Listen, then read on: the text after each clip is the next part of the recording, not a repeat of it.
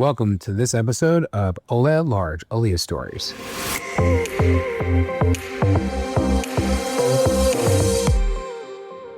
Hey, this is David, and welcome to the podcast. It's been an intense 2 weeks here in Israel during this 12-day war with Iran. Iran shot numerous missiles and drones at us. Many missiles have hit locations here in Israel, destroying homes, killing, injuring Israeli citizens, and citizens have gathered together to help out each other, to help rebuild their lives. I had the opportunity to volunteer with a brand new organization called Rising Lion Volunteers. It's been put together by a couple folks, one of whom is EP11, who is going to be a guest on this week's podcast.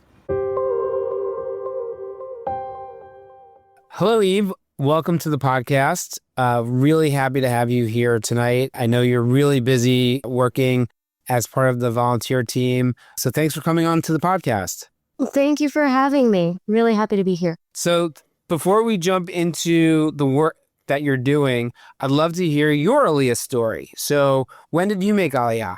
I made Aliyah last October 2024. So it's been about a couple of months, close to a year now. I made Aliyah from Paris. And what made you decide to make Aliyah? I was living in Paris and I was starting a gap year because I am applying to law school, and which will start in August. And I figured that with kind of my overall experience in Paris post October 7th, that I much preferred to spend my time in Israel and give back as much as I could. So I made Aliyah thinking that I could at least spend my time volunteering, giving back to the community. Great. And what are you hoping to study in law school? That's, I think, to be figured out. At least within the first year of law school, you get to study a lot of specializations, but it will probably be something sort of corporate so that I can work internationally, at least come back to Israel and practice American law. And where are you living here in Israel during your Aliyah? I'm living in Tel Aviv in the heart of the Levinsky Shuk. In the heart of the what? The Levinsky Market. Oh, wow. That's pretty cool. So tell me about the volunteer organization that you've basically put together over the past 10 days. So how did you put this together? So I'd have to say it was pretty accidental that I started this initiative and that it went so fast and grew so quickly. But initially I worked with Sword of Iron as a volunteer when I initially made Aliyah. I made baskets for soldiers and for families impacted by October 7th, volunteered in many, many other places with Sword of Iron. And as I saw the impact of the missile attacks on families here, I wanted to give back as well and as a volunteer. So I volunteered on the ground and I went to Pinsker Street in Tel Aviv where there was a huge impact, missile impact, and destroyed many, many homes. And I saw that it wasn't very well organized and a lot of people were reaching out to see if they could also volunteer on the ground. So it started with a group of maybe 5 people. And I was connected with the CEO of Sword of Iron prior to that, as I was helping her getting back to Israel. And she trusted me as a point of contact for all those who wanted to do the same work. And maybe overnight, it grew to 50 people, then 100 people, then 150, 200, and now we're over 600 volunteers. Amazing. And what do people volunteer to do? What's the activity? So the main activities are cleaning up debris at impact sites. So those are in Tel Aviv, Beersheba, Ramat Gan, Ramat Aviv, Holon, Haifa, and Rishon LeZion, and so many other places.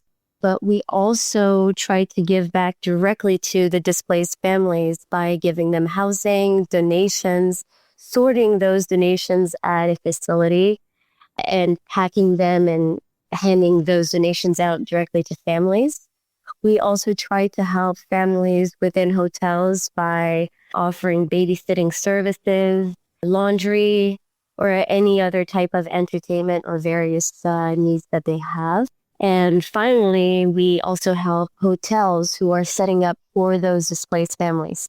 How many volunteers are coming out each day? It ranges. Day to day, we try to have some estimate of what impact site needs the most help. As of right now, for example, Beersheba needs a lot of help, about like 200 volunteers a day, and that's what we try to organize. So maybe in total, we have about 400 active volunteers throughout Israel a day. Amazing. And I can see on the group chats that I'm on that people are organizing to carpool with each other, to help bring things from one location to another. It's really a beautiful grassroots initiative that people are taking for themselves. That's right. And also, we try to help the best way we can. Obviously, because this is so fresh and started about 10 days ago, we have so much work to do in optimizing this experience for our volunteers and making sure that it's as organized and as clear as possible.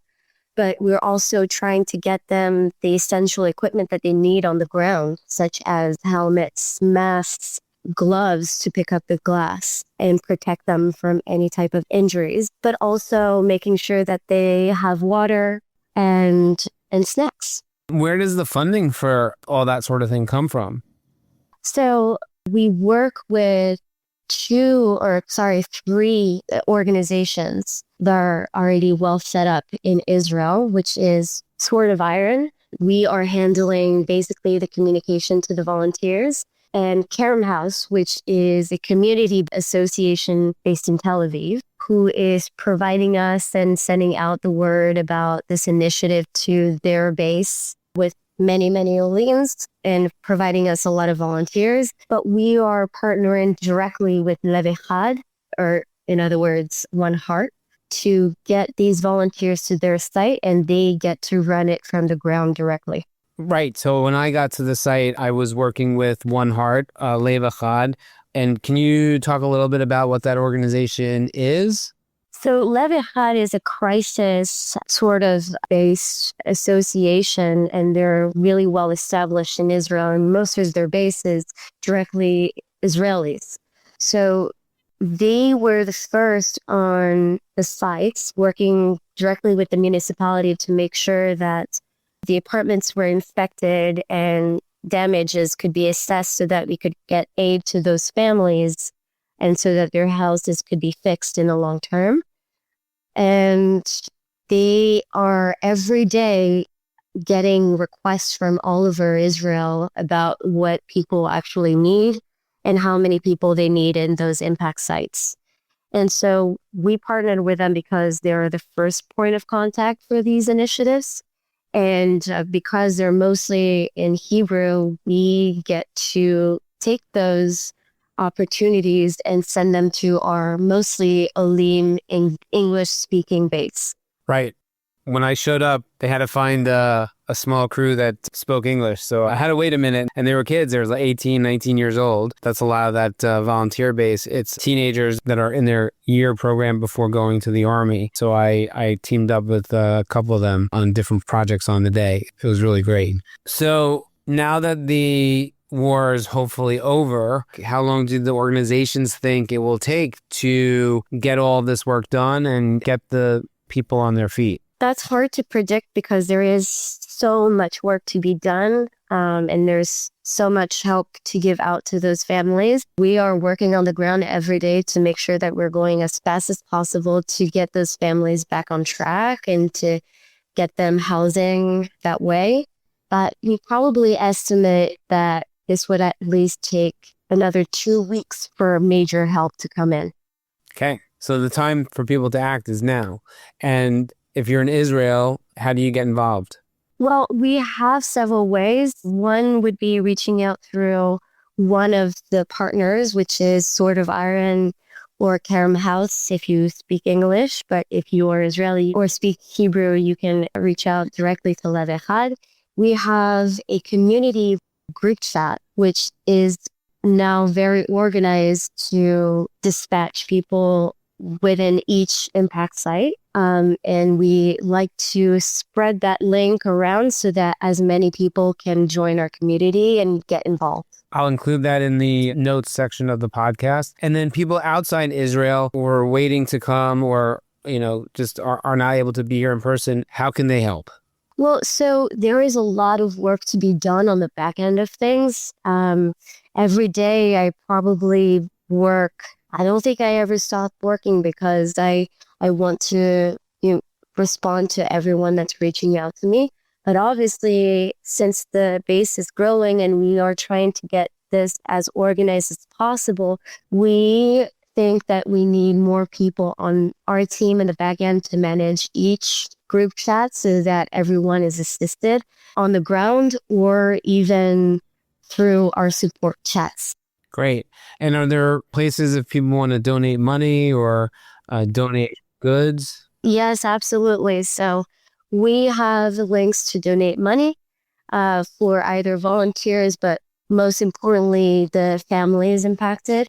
But we also have a sorting facility based in Park Ayakan, which not only receives donations for the families, such as baby products, hygiene products, toys, board games, puzzles, books, blankets, anything really, food. But we also have many opportunities for people to volunteer and show up to that facility and sort these products into boxes and bags and hand them out to those family members.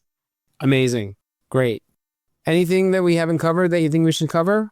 No, I think it's just a really wonderful initiative, and we have so many messages and feedback that leaves us such a lasting impression that people really feel connected to Israel and this community by giving back in this way. And this is, I believe, one, in my opinion, because I also volunteered myself on the ground many times, it's the most impactful type of volunteering because you see the help go directly to those in need. I was also in contact with families and helping them recover their belongings, and you could really see how you can make their day and get them back on track immediately by doing so. Thank you so much for making time to talk, and God bless you and God bless everyone that's working so hard for everyone. And hopefully everyone will be resettled and put back together very soon. Yes, thank you so much for having me and helping me spread the word. You're welcome. All right. That's it for this episode of Ola at Large, Aliyah Stories. I want to thank my guests and I want to thank you. Thanks for listening. Please give a like, give a follow, and catch you next time.